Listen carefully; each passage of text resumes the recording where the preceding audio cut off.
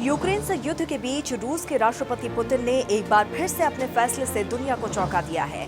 रूस ने यूक्रेन के साथ काला सागर अनाज समझौता तोड़ दिया है और इस फैसले से दुनिया के कई देशों को अनाज की कमी का डर सता रहा है। तो वहीं एक और डर भी है, वो बताएंगे इस वीडियो में।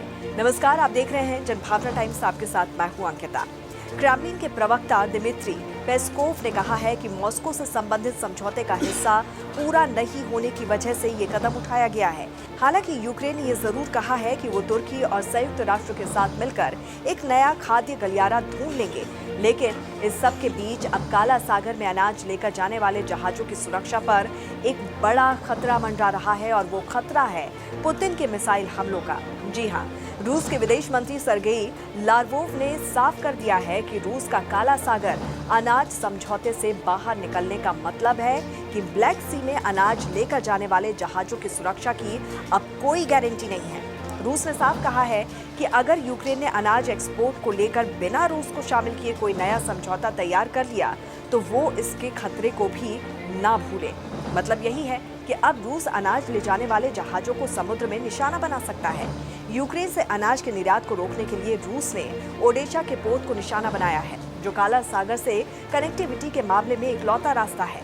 आपको बता दें कि ओडेशा बंदरगाह पर रूस ने कालबिर मिसाइल से हमला किया। हालांकि 2 मिसाइलों को यूक्रेन के एयर डिफेंस सिस्टम ने हवा में ही मार गिराया, लेकिन 2 अन्य मिसाइलें बंदरगाह पर बनी इमारतों पर जा गिरी और यूक्रेन का कहना है कि इन हमलों में सिर्फ मामूली नुकसान हुआ है।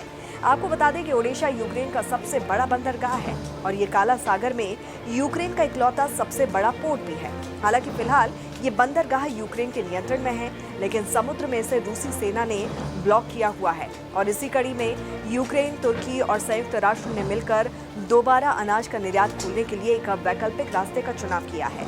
माना जा रहा है कि अब यूक्रेन से अनाज का निर्यात ओडेशा पोर्ट, कोर्नोमोर्क और पिवदेन्ये बंदरगाह से होगा। फरवरी 2022 में रूस ने यूक्रेन पर आक्रमण किया था और उस वक्त रूसी सेना ने यूक्रेन के काला सागर बंदरगाह पर भी कब्जा कर लिया था और इसी रूट से यूक्रेन अपना अनाज बाहर भेजता था। लेकिन युद्ध शुरू होने के बाद से रास्ता लगभग बंद हो गया। बिना रूस की मर्जी के कोई भी जहाज यहां से नहीं निकल सकता और इसके बाद संयुक्त राष्ट्र और तुर्की की मध्यस्थता की वजह से जुलाई 2022 में दोनों देशों के बीच काला सागर से अनाज का निर्यात दोबारा शुरू करने को लेकर एक समझौता हुआ था, जो अभी तक चला रहा था। यूक्रेन के अनाज से 24 फरवरी 2022 से पहले तक दुनिया में 40 करोड़ लोगों का पेट भरता था। इसी अनाज की वजह से लोगों की भूख मिट रही थी और महंगाई भी काबू में रहती थी। इसके अलावा यूक्रेन को यूरोप की ब्रेड बास्केट भी कहा जाता है। आधे से ज्यादा यूरोपीय देशों का पेट यूक्रेन से जाने वाले गेहूं से ही भरता है। यूक्रेन गेहूं, मक्का, सूरजमुखी का तेल, जौ और खाद के सबसे बड़े उत्पादक देशों में शुमार है, जो दुनिया के गरीब देशों से लेकर विकसित देशों तक सप्लाई करता है।